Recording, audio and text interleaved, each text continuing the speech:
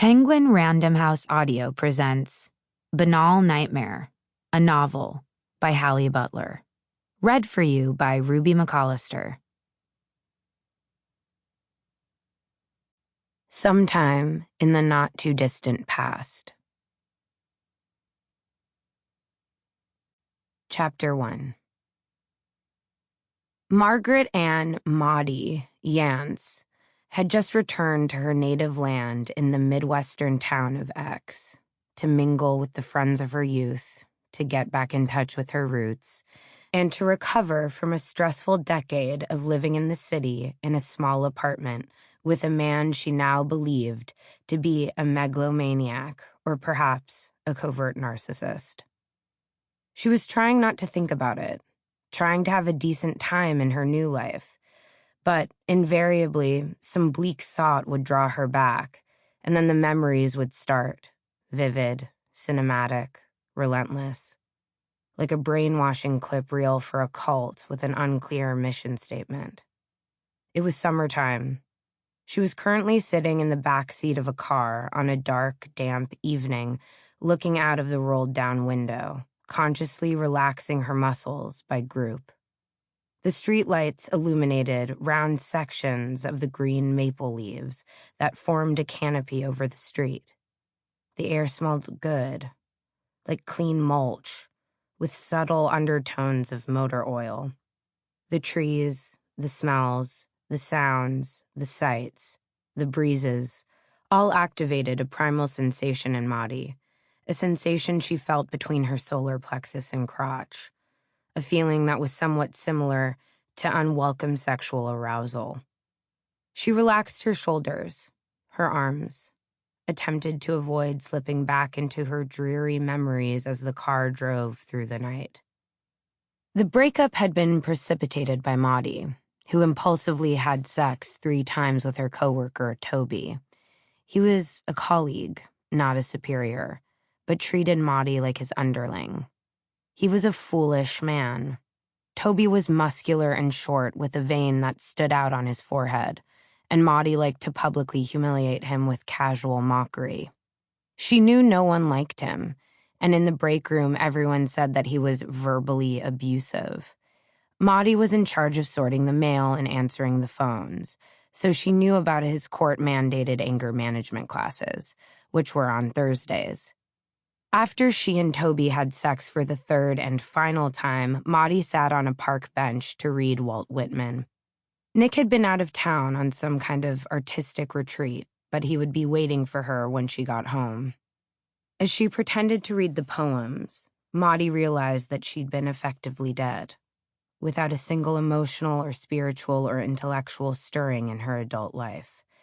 Until this tyrannical little idiot, a man she had no respect for or interest in, had harangued her into touching his dick in the supply closet. How cruel, yes, life could be. The breeze stirred her bangs and her heart. As a young person, she made a vow to live within the pulse of life and to avoid the death in life that the poets all said was worse than death itself. If she stayed with Nick, she would break that vow and continue to live this dead, boring life. She blamed a lot of her problems on Nick's vanity. Moddie admired Uncle Walt, the crazy, gay tree fucker, but she did not admire herself, a boring woman with trivial, boring problems. She walked from the park bench back to her desk, past the bullet-chip storefront windows, weaving between broken glass and empty patterned dime bags, back to her seat in the lobby of the sleek and highly regarded educational nonprofit for underserviced youth, where she filed grant applications and acted as a liaison between administration, teachers, or rather, educators. She never understood why this needed to sound like a euphemism, and community, and where she had to work as a kind of hostage negotiator for her boss, Tracy, who wanted the children to go do things like cheer up the craps corner with yarn bombs, insisting this would give them what she called cultural capital, another euphemism. She got to her desk, and she sat and sat, dazed to the brim with richest nausea. Strong light came in through the floor-to-ceiling windows, dazzling her. If Toby had walked by, she might have projectile vomited on the center of her corporate-donated 32-inch retina display monitor. She drove home. The nausea ripened into a dissociative state. She didn't know what would happen when she opened the door to their apartment. Her movements were automatic. She was numb. It was the strangest she'd ever felt. It was as if she were inside an orb, watching as the actions of some other thing flowed through her. It was a dream. She was innocent. Of course, she felt guilty about the odious cheating, but she did not feel like she was about to begin a process of confession and repentance. In fact, that was unthinkable, because she was not sorry. Her hand turned the knob of the front door, pushed, and the door opened on Nick lying flaccidly on the couch, not doing anything except looking at his phone. His brain was rotten, and all of his opinions were inherited, none of them spontaneous, completely rotten. His suitcases were dumped all over the floor. He had reheated and eaten all of the leftover chili, the chili that had taken her 3 hours to prepare, the chili she was planning to have, and he'd left everything in the sink for her to wash. She did all of the laundry, cooked all of the meals, took out the trash, cleaned, shopped, paid the bills, all of it. He did none of it. She did all of it. Holy God, for 10 years, all of it. And what was Moddie making room for with all of these chores? These things took hours, meaning Nick took hours from Moddie. And what did he do with all of these hours? What great life of the mind was she aiding by giving him all of these hours? Looking at him with this thought in her mind made the blood rise up in her ears and made her feel faint again. He even spoke to her in baby talk. Moddie's lips were numb, and it felt like she was hovering inches above the ground.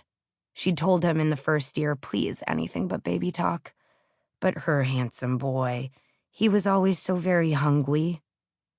Moddie had been standing over him as he lay on the couch texting for at least 1 minute, maybe 2, each submerged in their own private narrative. He was probably texting with that girl he'd met at an art fair who, according to him, had been actually quite encouraging of all the bad behavioral patterns and habits and attitudes of his that always dragged him deep down into a time-sucking catatonic depression that Moddie was left to deal with, whether she wanted to or not. God damn it, that bitch. Nick looked up at Moddie, and his lip involuntarily snarled like a mean old goopy Maltese. Moddie felt her spirit puke out in anger. The words came out like heavenly music, as if Christ himself had reached his hand down and put his fingers in her mouth and used her as a puppet to transmit his divine decree that she break up with him that instant. In the moment before she felt herself speak, her mind became clear and analytical like a man's. Aside from a few compulsory and awkward concessions, they hadn't fucked in years. They didn't have or want children. They didn't have or want any large shared items like a house. The one time Moddie brought up marriage, Nick raised his eyebrows and said, I don't think so.